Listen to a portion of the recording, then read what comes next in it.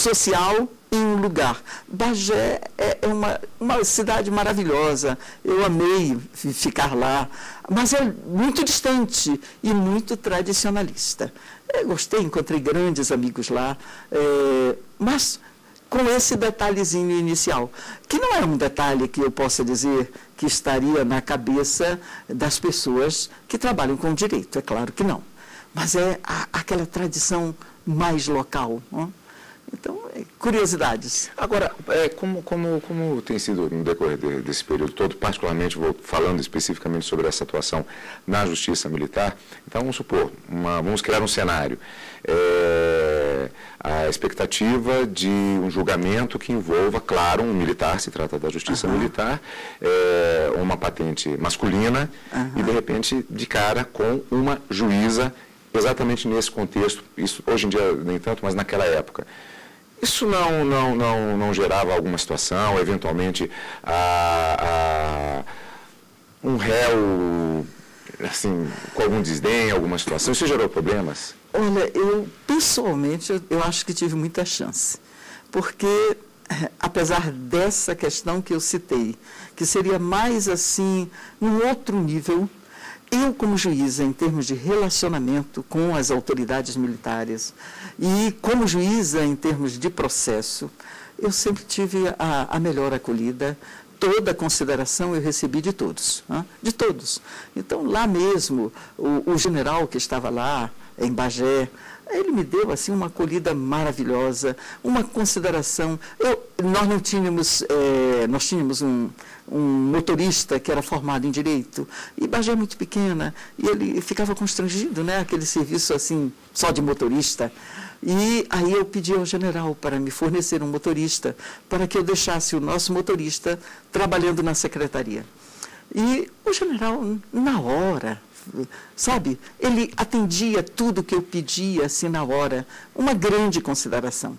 Eu não tenho nada que reclamar, nem lá, nem depois em São Paulo, de todas as forças. Mas e depois, em Belém, antes em Belém, e quando eu fui para Bagé, depois a São Paulo, quando eu retorno a Belém, sempre esse pessoal todo me deu, assim, toda a consideração que eu achava que deveria receber.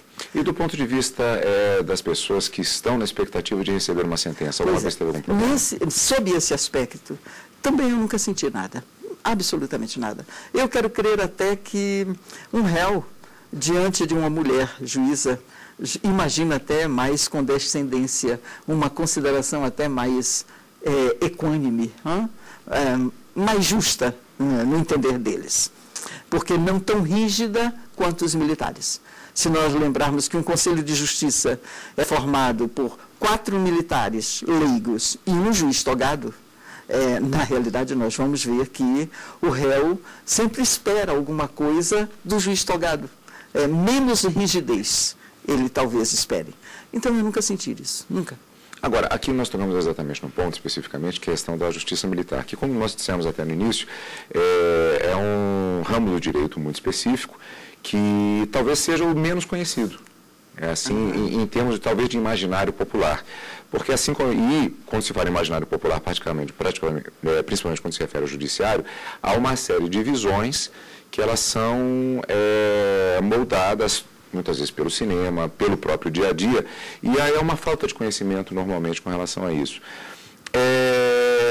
Essas características da justiça militar são muito diferenciadas, aproveitando para passar para o telespectador da atuação, por exemplo, na justiça do trabalho, da própria justiça comum, esse próprio senso de hierarquia presente necessariamente dentro das Forças Armadas, ele cria um ambiente específico para a atuação do juiz? Bem, na realidade, a justiça militar, ela tem características precisas, né? E como você bem disse, não é tão conhecida, infelizmente. Eu nunca entendo por quê. Em princípio, eu entendo que não há um planejamento do Ministério da Educação, no sentido de obrigar a haver, no currículo mínimo, algum conhecimento de direito penal militar, de direito processual penal militar. Que, desde 1934, a Justiça Militar, ela integra o Poder Judiciário Nacional. Então, é uma justiça como outra qualquer. Deveria ter uma obrigação. O aluno sai como bacharel em direito, advogado, e ele nada sabe da justiça militar e do direito penal militar. Isto é um grande problema. Bem, é claro que você, como juiz dessa justiça, você sente a hierarquia que pesa na vida da caserna. Você sente. São os dois pilastres, né? Hierarquia e disciplina. O grande detalhe é que, como juiz, em termos do réu, jamais esse tipo de hierarquia, pelo menos, pôde me contaminar. Eu quero dizer que talvez até o contrário. Talvez pela minha formação filosófica, humanista,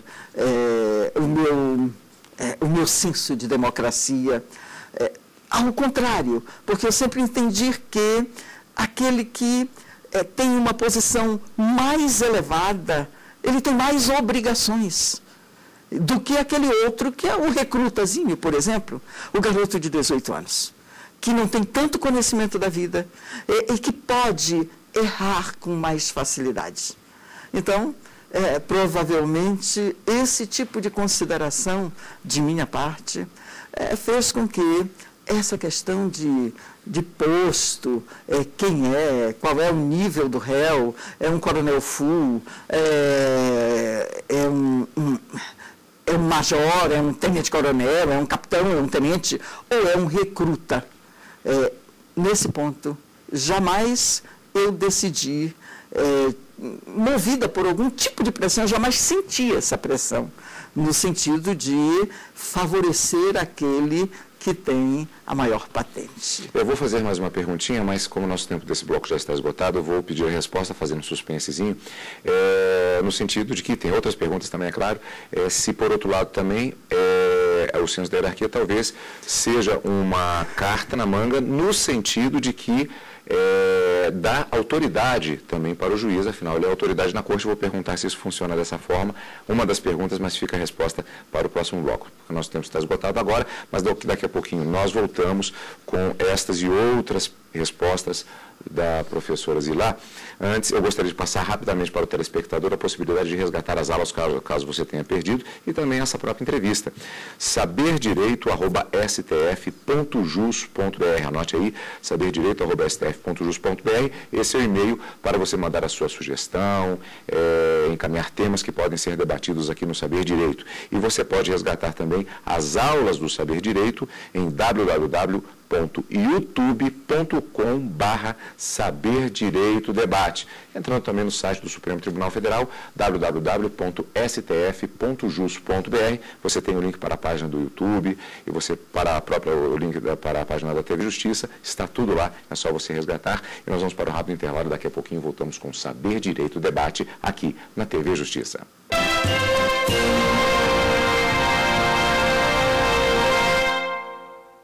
De volta com o nosso Saber Direito Debate. Direito Penal Militar é o tema das aulas da semana, e no Saber Direito Debate a nossa conversa com a professora Zilá Maria Calado Fadul Petersen, que está falando a respeito de diversos aspectos relacionados à carreira, às escolhas que são necessárias, às dificuldades que são necessárias de enfrentamento para se galgar uma carreira, e aqui particularmente falando a respeito da Justiça Militar.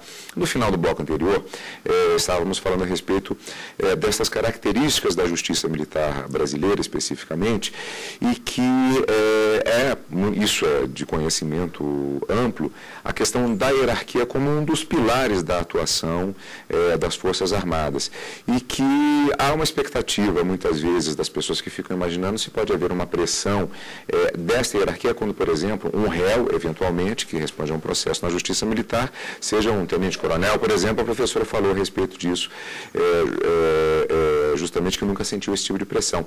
Por outro lado, também, invertendo a polaridade da questão, o fato de que um tenente-coronel, ou mesmo general, perante a magistrada na corte, ele também tem consciência de que o juiz é a autoridade presente e pode eventualmente até incorrer em crime de desobediência caso ele tente se valer da patente em função de uma expectativa de uma decisão judicial.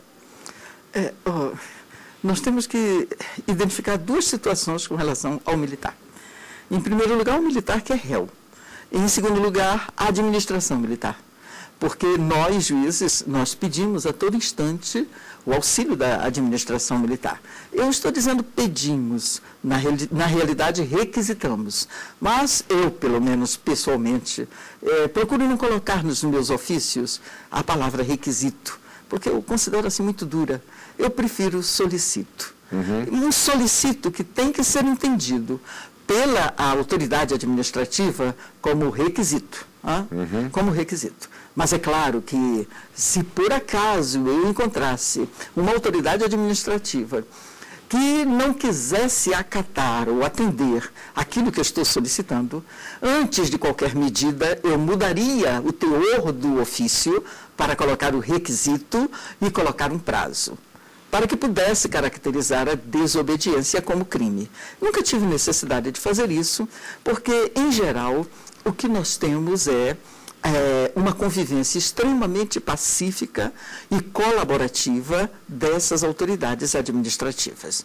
É claro que, às vezes, surgem alguns empecilhos, alguns obstáculos, que nem sempre ela, a autoridade, é a responsável, mas que ela vai poder sanar mediante uma determinação mais rígida de uma certa conduta. Então, nesse aspecto, eu quero dizer que, normalmente, os militares eles dão todo o apoio, seja militar de patente de oficial general, seja oficial superior, seja oficial inferior, não importa, todos são muito conscientes dessa importância da justiça militar e da própria autoridade do juiz, que pede informações ou pede diligências. O outro aspecto diz respeito ao militar réu. Esse militar réu, ele não pode fazer muita coisa. Ele não poderia deixar de cumprir as determinações. Em primeiro lugar, ele é requisitado. Requisitado, ele é colocado lá. Se requisitado, ele não aparece porque a autoridade militar disse a ele que tinha que comparecer, ele não compareceu, a próxima requisição é feita assim, que ele venha, que ele seja encaminhado. Então, ele já vem com uma escolta. Ele não está preso, mas ele vai ser apresentado. É só o juiz determinar isso e isto ocorrerá. Normalmente não há necessidade de fazer isso. Então, esse militar, que ele é o réu, salvo raros casos, eu vou me reservar o direito de não dar nome a um caso muito recente, exatamente para não causar nenhum dano à pessoa, mas salvo raros casos, você vê o réu militar, ele resta lá, em sala de sessão, disciplinado, e se ele, por acaso, toma uma conduta qualquer, um ato qualquer, que envolve que caracteriza uma indisciplina, eu mesma digo, sente-se corretamente. Então, se ele procura deitar na cadeira assim, escorregar na cadeira, um militar não pode sentar assim, sente corretamente. Mas esses são raríssimos casos. E em raríssimos casos, você vê o militar indisciplinado em sala de sessão, indisciplinado e se voltando contra juiz militar lá, a ponto de merecer até uma voz de prisão por um crime que estaria sendo lá consumado, que seria o desacato. Um desacato. Na realidade, nós evitamos isso, nós identificamos, quando ocorre esse fato, nós identificamos algum problema